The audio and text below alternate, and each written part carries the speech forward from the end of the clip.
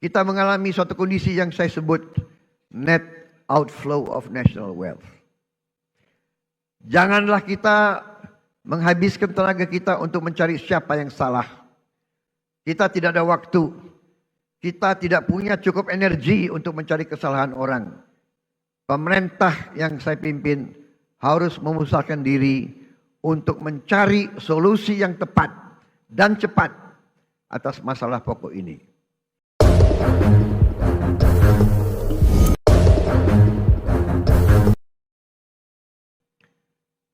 Saudara-saudara sekalian yang saya hormati, pada tanggal 17 Agustus 2025, 80 tahun sudah para pendiri bangsa Indonesia mendeklarasikan kemerdekaan Indonesia. Proklamasi tanggal 17 Agustus 1945 adalah momen penting dalam perjuangan panjang bangsa ini untuk berdiri di atas kaki kita sendiri. Setelah deklarasi kemerdekaan 17 Agustus 1945, bangsa kita berperang selama 5 tahun. Kita berperang merebut kemerdekaan dengan senjata dan dengan diplomasi, dengan semua kekuatan kita, hingga kedaulatan kita benar-benar dapat kita rebut dan diakui pada tahun 1949. Sejak itu, para pendahulu saya, Presiden Republik Indonesia pertama hingga Presiden Republik Indonesia yang ketujuh, bekerja keras membangun bangsa Indonesia. Bekerja keras untuk mewujudkan bangsa yang adil dan makmur. Presiden Soekarno telah memimpin perjuangan pembentukan Negara Kesatuan Republik Indonesia dan berhasil mempertahankan keutuhan wilayah Republik Indonesia di tengah berbagai intervensi dan invasi dari negara-negara asing. Presiden Soekarno juga berhasil mengintegrasikan Irian Barat ke dalam NKRI. Presiden Soeharto melaksanakan pembangunan ekonomi yang merata dari Sabang sampai Merauke. Berhasil mewujudkan swasembada pangan dan meletakkan dasar-dasar industrialisasi ekonomi dan menurunkan kemiskinan ekstrim. Presiden Habibie mengenalkan kita ke arah teknologi tinggi, mampu menjaga stabilitas ekonomi di tengah krisis multidimensi tahun 1998. Presiden Abdurrahman Wahid menjaga stabilitas bangsa, berhasil memperkokoh kerukunan antara suku, agama, dan ras, sehingga jati diri bangsa Indonesia sebagai bangsa majemuk dalam keharmonisan terbentuk secara kuat dan kokoh. Presiden Megawati menyelesaikan proses pemulihan ekonomi akibat krisis ekonomi dan moneter yang berkepanjangan. Menyelesaikan ribuan kasus perusahaan-perusahaan yang kolaps akibat krisis moneter 1998. Dan melaksanakan pemilihan umum secara langsung untuk pertama kalinya, serta memperkuat lembaga-lembaga negara. Presiden Susilo Bambang Yudhoyono mengatasi kerawanan ekonomi karena krisis keuangan dunia 2008. Berhasil menyelesaikan konflik Aceh dan meletakkan dasar yang kuat untuk pembangunan ekonomi yang adil, merata, dan terencana. Presiden Joko Widodo membangun berbagai infrastruktur penting, meningkatkan konektivitas antara sentra-sentra ekonomi, memimpin kita di saat yang kritis, yaitu pandemi COVID-19, sehingga Indonesia termasuk salah satu negara yang paling cepat pulih dari dampak pandemi, keluar dari kesulitan ekonomi, dan juga beliau merintis pembangunan ibu kota negara Nusantara dan meletakkan dasar strategi hilirisasi sumber daya alam Indonesia. Seluruh presiden pendahulu saya bersama pemerintah yang mereka pimpin berupaya mewujudkan Indonesia yang lebih dekat dengan cita-cita kemerdekaan kita, yaitu negara yang merdeka, berdaulat, adil, dan makmur. Negara yang sesuai dengan cita-cita pembentukan negara kita, yang tercantum dalam pembukaan Undang-Undang Dasar 1945, yaitu negara yang melindungi segenap bangsa Indonesia dan seluruh tumpah darah Indonesia, memajukan kesejahteraan umum, mencerdaskan kehidupan bangsa, dan melaksanakan ketertiban dunia yang berdasarkan kemerdekaan, perdamaian abadi, dan keadilan sosial. Saudara-saudara sekalian yang saya hormati, tujuan kita merdeka adalah untuk merdeka dari kemiskinan, untuk merdeka dari kelaparan, merdeka dari penderitaan. Negara kita harus bisa berdiri di atas kaki kita sendiri. Negara kita harus berdaulat secara ekonomi dan mampu memenuhi kebutuhan pangan kita sendiri. Negara kita diberi karunia oleh Allah SWT sumber daya yang melimpah ruah. Tantangan kita adalah menjaga dan mengelola kekayaan kita agar cita-cita kemerdekaan kita dapat terwujud dalam waktu sesingkat-singkatnya. Hadirin sekalian, hari ini 299 hari yang lalu saya berdiri di sini dan diambil sumpah oleh MPR di hadapan wakil-wakil rakyat Indonesia, di hadapan rakyat Indonesia, dan terutama di hadapan Tuhan Yang Maha Kuasa. Bersama wakil presiden saya, Saudara Gibran Rakabuming Raka. Dan di hari yang hikmat ini, saya kembali berdiri di depan saudara-saudara, di depan wakil-wakil rakyat, untuk menyampaikan laporan kerja pemerintahan yang saya pimpin dan lembaga-lembaga negara. Pertama, saya ingin menyampaikan bahwa transisi kepemimpinan nasional dari Presiden Joko Widodo ke pemerintahan yang saya pimpin berjalan dalam semangat persatuan, penuh kehormatan dan kedewasaan politik. Peralihan kepemimpinan yang diakui dunia sebagai peralihan yang lancar dan sangat baik adalah bukti demokrasi kita matang dan kuat. Tidak semua negara mampu melaksanakan transisi kepemimpinan dengan baik dan lancar seperti kita. Di mana-mana ketika saya berada di luar negeri, banyak pemimpin negara sahabat bertanya kepada saya, "How did you do it? How did Indonesia manage?" Saya sampaikan ke mereka, kita berhasil karena kita menganut demokrasi yang khas Indonesia. Demokrasi yang sejuk. Demokrasi yang mempersatukan. Bukan demokrasi yang saling gontok-gontokan. Saling menjatuhkan. Saling maki-memaki. Saling menghujat. Bukan demokrasi yang saling membenci. Inilah yang harus kita pegang teguh. Demokrasi warisan nenek moyang kita adalah demokrasi yang sesuai dengan budaya kita. Budaya kekeluargaan. Budaya gotong royong. Budaya miko dhuwur mendem jero. Budaya saling mengisi. Budaya saling mendukung. Budaya tepo sliro. Budaya menahan diri. Budaya yang iso rumongso. Bukan rumongso iso. Kita paham dan mengerti bahwa dalam suatu negara modern perlu ada pengawasan. Perlu ada transparansi dalam menjalankan kekuasaan. Kita paham sejarah umat manusia. Jika ada kekuasaan yang tidak diawasi, maka kekuasaan akan menjadi korup.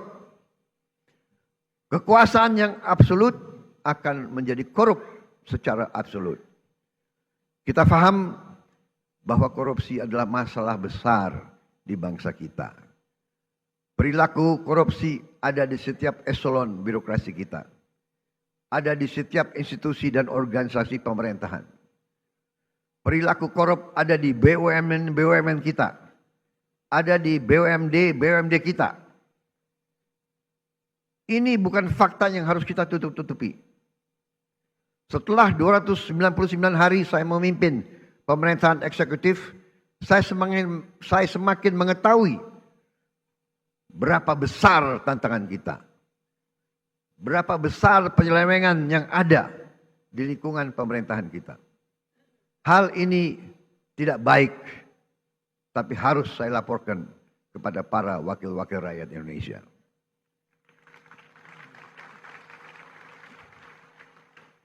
Dalam pidato pelantikan saya di sini, saya sampaikan, bangsa Indonesia harus berani melihat kekurangan-kekurangan sendiri. Harus berani melihat kesalahan-kesalahan kita sendiri. Harus berani melihat penyakit-penyakit yang ada di tubuh kita, agar kita bisa perbaiki kekurangan-kekurangan tersebut.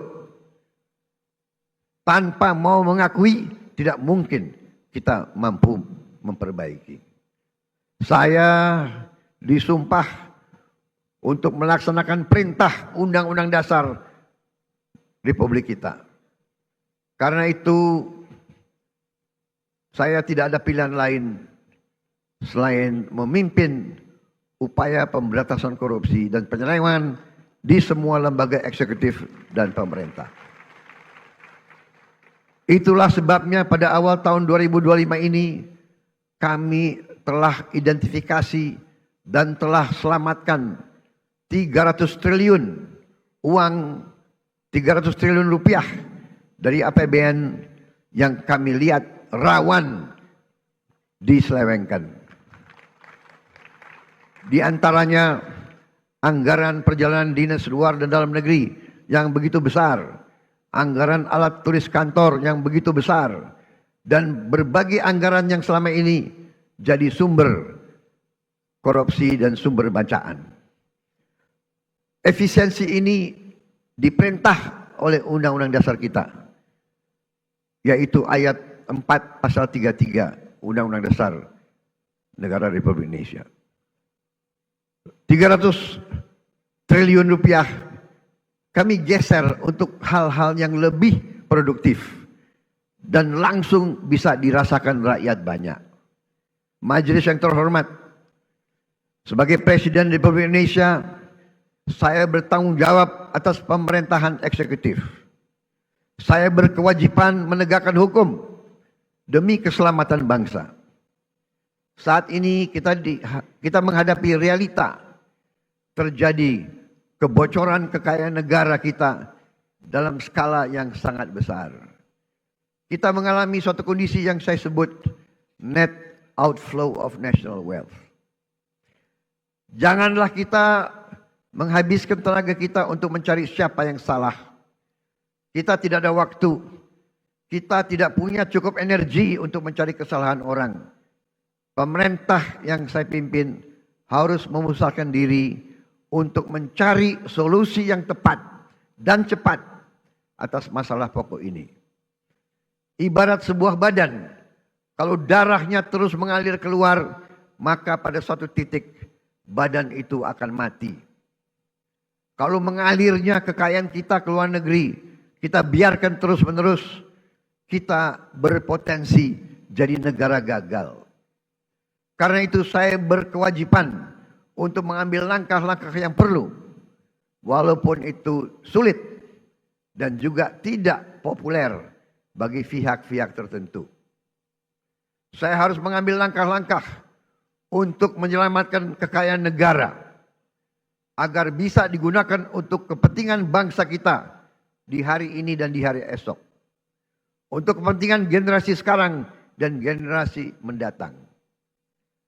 Terus terang saya katakan di sini di hadapan saudara-saudara sekalian, kalau kita konsekuen menjalankan apa yang telah dibuat oleh para pendiri bangsa kita, oleh Bung Karno, Bung Hatta, Bung Syahrir, Haji Agus Salim, tokoh-tokoh generasi 45, yaitu rancang bangun, blueprint negara, bagaimana negara harus dijalankan, yang semua sudah tertuang dalam Undang-Undang Dasar 1945, saya yakin bangsa kita akan selamat. Undang-Undang Dasar 1945 harus kita pelajari.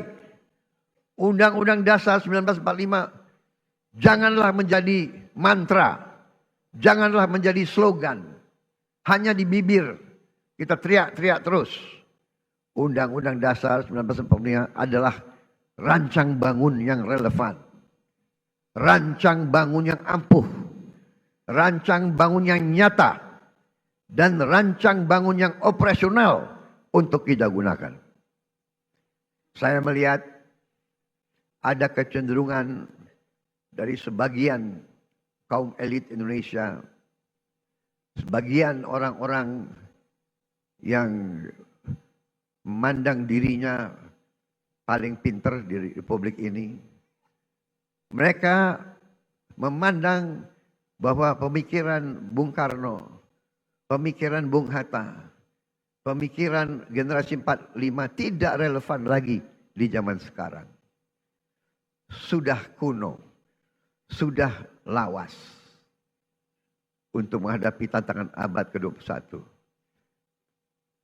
Menurut hemat saya, pemikiran tersebut adalah keliru.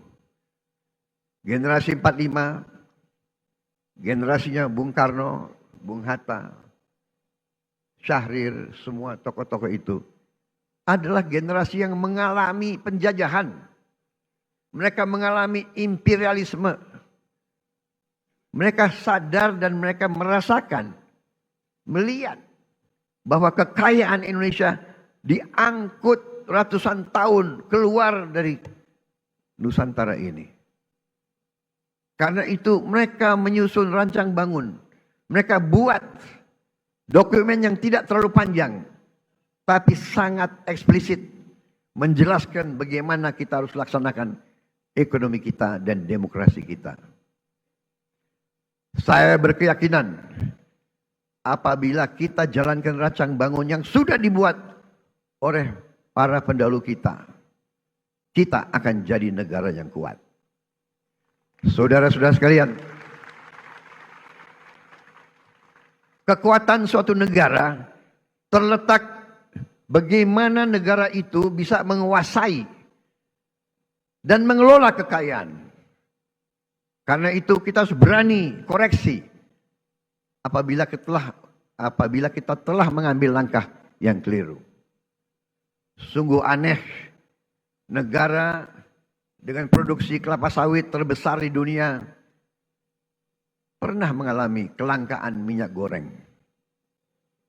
Ini aneh sekali. Tidak masuk di akal sehat. Dan ternyata memang itu ternyata adalah permainan manipulasi yang tadi sudah disinggung oleh Ketua DPR yang saya beri nama Serakah Nomex.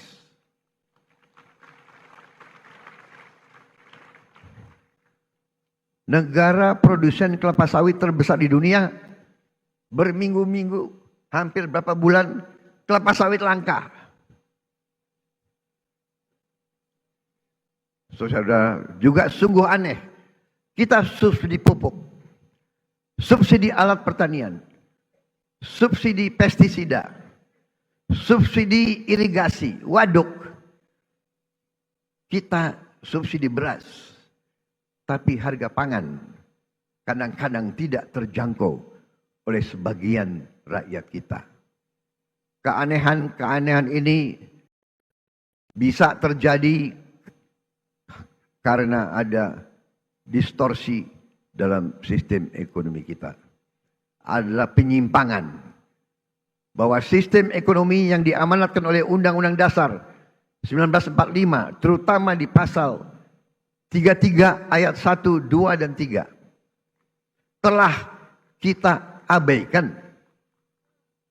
Seolah-olah ayat-ayat dalam pasal itu tidak relevan dalam kehidupan kita yang modern di abad ke-21 ini.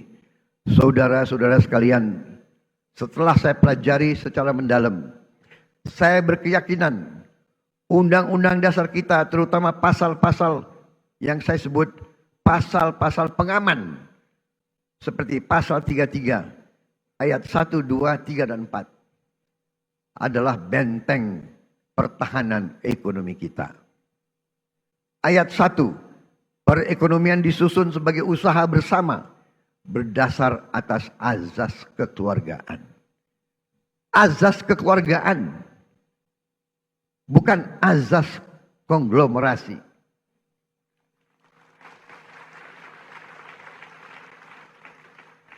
cabang-cabang produksi yang penting bagi negara dan yang menguasai hajat hidup orang banyak dikuasai oleh negara.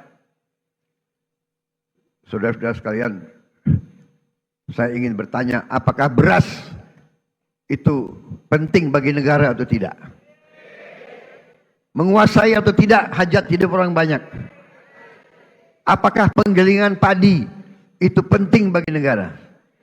Apakah penggilingan padi itu hajat hidup orang banyak? Tapi ada sementara, tidak semua, saya harus fair, ada sementara pengusaha-pengusaha yang justru memanfaatkan kekuatan mereka, kekuatan modal mereka untuk dominasi dan manipulasi kehidupan rakyat, dan ini tidak bisa kita terima. Ayat 3, bumi dan air dan kekayaan alam yang terkandung di dalamnya dikuasai oleh negara dan dipergunakan untuk sebesar-besar kemakmuran rakyat. Saudara-saudara, ayat 4, perekonomian nasional diselenggarakan berdasar atas demokrasi ekonomi dengan prinsip kebersamaan, efisiensi, berkeadilan. Jadi efisiensi ini perintah Undang-Undang Dasar. Tapi ada yang demo lawan efisiensi. Berwawasan lingkungan, kemandirian, serta dengan menjaga keseimbangan kemajuan dan kesatuan ekonomi nasional. Saudara-saudara, ketika kita tidak konsekuen menjalankan undang-undang dasar kita, terjadilah distorsi ekonomi. Terjadilah pemerataan ekonomi yang tidak cepat, di mana yang menikmati pertumbuhan ekonomi kita hanya segelintir orang saja. Terjadilah kondisi di mana pertumbuhan ekonomi rata-rata 5% selama 7 tahun terakhir tidak tercermin dalam kondisi nyata rakyat Indonesia. Masih terlalu banyak anak-anak yang kelaparan, petani dan nelayan yang kesulitan menjual hasil panennya, rakyat yang belum memiliki rumah layak huni, guru yang belum dihargai, serta keluarga yang tak sanggup berobat karena biaya atau karena tidak ada fasilitas kesehatan di daerahnya. Namun, ketika kita konsekuen menjalankan undang-undang dasar kita dalam 299 hari ini, alhamdulillah saya dapat melaporkan bahwa kita telah mencapai berbagai kemajuan yang cukup berarti. Di tengah konflik politik, konflik ekonomi secara global, perang dagang, perang tarif, ekonomi Indonesia masih berhasil tumbuh di atas 5%. Tumbuh dalam 5,12%. Dan para pakar yakin bahwa ini akan semakin meningkat di saat-saatnya akan mendatang. Di tengah dunia yang penuh gonjang-ganjing, realisasi investasi kita semester pertama 2025 telah mencapai 942 triliun, naik 13,6% dari tahun lalu. Telah mencapai target APBN 2025 sebelum tahun 2025 berhasil. Dan berhasil menyerap tenaga kerja Indonesia 1.200.000 orang. Saudara-saudara sekalian, kita telah melaksanakan intervensi strategis untuk memperbaiki gizi 82 juta anak-anak Indonesia dan ibu-ibu hamil. Saudara-saudara sekalian, sekarang kita telah mencapai kemajuan yang membanggakan. Pagi ini saya mendapat laporan dari Badan Gizi Nasional, sudah 20 juta anak sekolah. anak belum sekolah, ibu hamil, dan ibu menyusui sudah menerima makan bergizi gratis setiap hari. Terima kasih Badan Gizi Nasional. Di hadapan majelis terhormat ini, saya menyampaikan penghargaan saya kepada Kepala Badan dan seluruh anggota Badan Gizi Nasional yang telah bekerja keras mencapai hal ini. Saudara-saudara sekalian, dalam 7 bulan kita berhasil mencapai apa yang negara-negara lain butuh belasan tahun. Saya telah jumpa dengan Presiden Brazil dan mantan Presiden Brazil. Brazil butuh 11 tahun untuk mencapai 40 juta makan bergizi gratis setiap hari. Saudara-saudara, kita kadang-kadang harus mengakui bahwa bangsa kita punya kemampuan. Bangsa kita, bila ada kehendak, banyak yang bisa kita kerjakan bersama. Begitu banyak masalah manajemen yang harus kita hadapi agar program ini berjalan baik. Pembangunan fisik dapur, pengelolaan rantai pasok, pelatihan manajer-manajer dan pelaksana-pelaksana. Sekali lagi, saya tadi ucapkan terima kasih kepada Kepala Badan Gizi Nasional. Saudara dan anggotamu telah bekerja dengan baik. Kita kadang-kadang kalau yang berbuat baik, kita lupa ucapan terima kasih. Kalau yang berbuat salah, kita tidak akan lupa-lupa. Terus diingat. Saya juga ucapkan terima kasih kepada semua pihak yang telah mendukung terlaksananya makan bergizi gratis.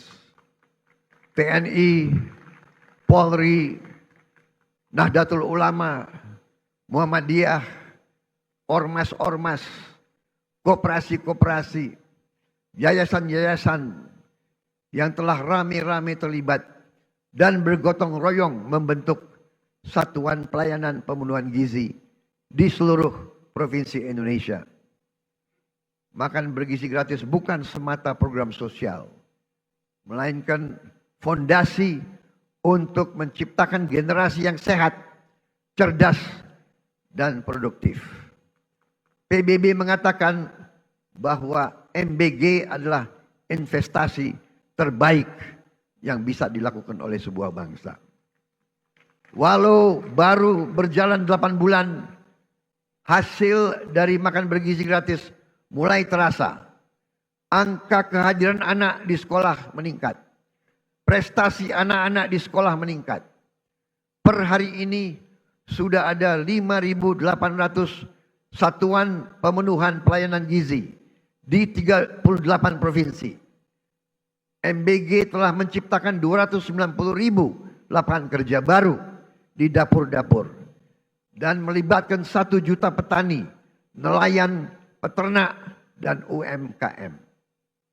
MBG mendorong pertumbuhan ekonomi di desa-desa. Hadirin sekalian, tidak ada negara yang kuat yang tidak mampu memproduksi pangannya sendiri. Oleh karena itu, pemerintah yang saya pimpin bekerja keras untuk memutus ketergantungan pada impor dengan membuka jutaan hektar sawah baru di Kalimantan Tengah, di Kalimantan Barat, di Sumatera, di Papua, dan beberapa daerah lain. Selain melakukan ekstensifikasi, kami juga melakukan intensifikasi. Kami mendorong produksi pangan di desa-desa. Kami memotong birokrasi penyaluran pupuk. Kita salurkan pupuk langsung dari pabrik ke petani-petani. Dan memberi bantuan alat pertanian kepada para petani kita. Kami juga tingkatkan harga beli gabah menjadi rupiah 6.500 per kilogram. Agar petani sebagai produsen menikmati keuntungan yang berarti. Hari ini kita surplus produksi beras. Stok cadangan beras nasional kita hari ini lebih dari 4 juta ton. Ini adalah tertinggi selama sejarah NKRI. Untuk pertama kali dalam puluhan tahun Indonesia bisa kembali mengekspor beras dan jagung.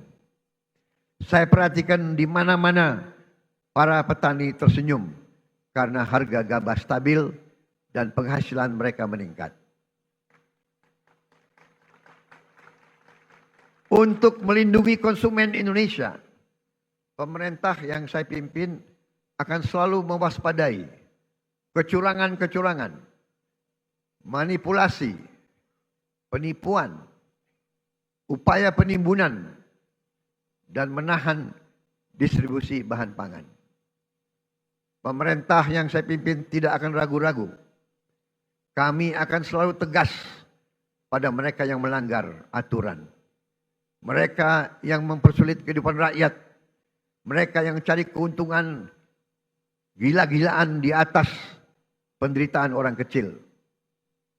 Pemerintah yang saya pimpin akan konsekuen menggunakan segala kewenangan yang diberikan kepada kami dari Undang-Undang Dasar 1945.